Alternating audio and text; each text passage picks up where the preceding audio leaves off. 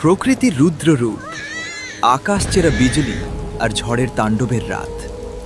সেই দুর্যোগের মাঝেই আকাশ থেকে ঝরে পড়ল এক অসহায় প্রাণ, ভাগ্যের এক অদ্ভুত খেলায়। ভোরের আলো ফুটতেই প্রকৃতির কোলে এক বিস্ময়। ছোট্ট তোতা তার ক্ষুদ্র গণ্ডির বাইরে আবিষ্কার করল এক বিশাল অস্তিত্ব, অচেনা, অদ্ভুত, তবুও যেন বড্ড আপন। সমাজ হাসল, সমাজ বিদ্রূপ করল। তাদের চোখে যা ছিল শুধুই বোকামি আর এক অসম্ভবের গল্প। কিন্তু তারা জানত না, মাতৃত্বের কোনো শরীর হয় না, মাতৃত্বের হয় শুধু হৃদয়। পৃথিবীর সমস্ত উপহাস উপেক্ষা করে একরত্তি শরীর নিয়ে সে আগলে রাখল সেই বিশাল আমানত। অবশেষে অপেক্ষার অবসান। খোলস ভেঙে বেরিয়ে এলো এক রাজকীয় সত্তা, যার জন্মই হয়েছে আকাশ শাসন করার জন্য। সে প্রথম চোখ মেলে দেখল তার ছোট্ট মাকে। শুরু হলো এক অসম লড়াই, যার ক্ষুধা পাহাড় সম। তাকে তিলে তিলে বড় করা কি চারটিখানি কথা? মায়ের শরীর ক্লান্ত হল, পালক মলিন হল, কিন্তু হার মানল না তার অদম্য ইচ্ছা। মমতার ছায়ে বড় হতে থাকল ভবিষ্যৎ রাজা। বনের অন্যরা আজ ভয়ে দূরে পালায়, অথচ সেই ভয়ঙ্কর নখর আর বিশাল ডানার নিচে ছোট্ট মায়ের কি নিশ্চিন্ত আশ্রয়।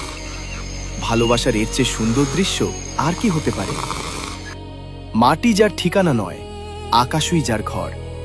হাজারো চেষ্টার পর অবশেষে ডানা মেলল সে। বাতাস ফিসফিস করে বলল, রাজার জন্ম হয়েছে। কিন্তু বিপদ কখনো বলে আসে না। একাকী দুপুরে নিঃশব্দে ঘাসের আড়াল থেকে ঘনিয়ে এলো সর্বনাশের কালো ছায়া, হিংস্র চোখ আর বিষাক্ত নিঃশ্বাস।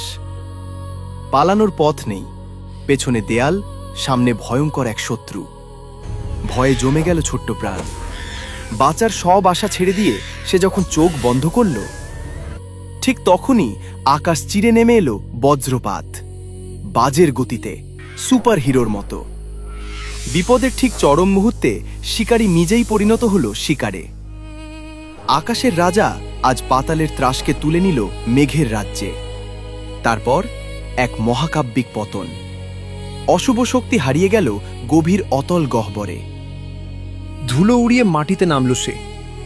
চোখে আর সে শিশুসুলভ চাউনি নেই। সেখানে আজ জ্বলছে এক লড়াকু সম্রাটের আভা। ভয় আর বিস্ময় নিয়ে মা তাকিয়ে রইল।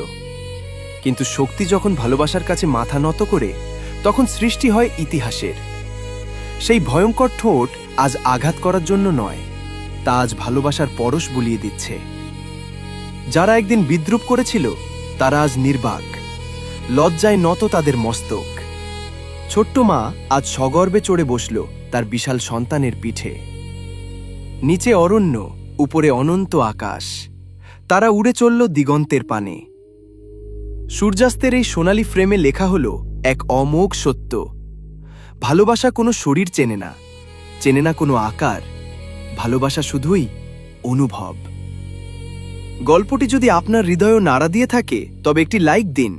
আর এমন অসাধারণ সব গল্প নিয়মিত পেতে এখনই আমাদের পেজটি ফলো করে রাখুন। দেখা হচ্ছে পরবর্তী গল্পে।